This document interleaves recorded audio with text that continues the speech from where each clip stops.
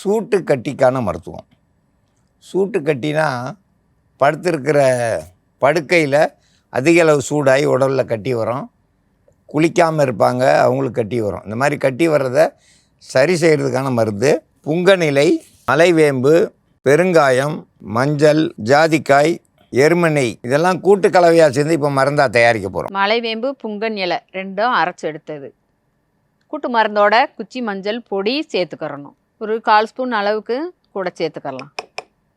கட்டி பெருங்காயமும் ஜாதிக்காயும் நல்லா அரைச்சி ஒரு 1/2 ஸ்பூன் அளவுக்கு கூட சேர்த்துக்கிறணும். கட்டி சீக்கிரம் பழுத்து உடையணும்னாக்கா கூட்டு மருந்தோட எருமை நெய் சேர்த்துக்கிறணும். இந்த மருந்தோடு நம்ம சேர்த்து போடுறப்ப உடையாத கட்டியும் உடைச்சி சீக்கிரமாக பழுத்து வெளிக்கொண்டு வந்துடும். இந்த கட்டி எந்த இடத்துல இருக்கோ அந்த இடத்துல தடவி விட்டாலே போதும். உங்களுக்கு கட்டி எந்த இடத்துல இருந்தாலும் அது உடஞ்சி வெளித்தள்ளி கொண்டு வந்துடும். சூட்டு கட்டி கொப்பளங்கள் உடையிறதுக்கு இது ஒரு சிறந்த மருந்து.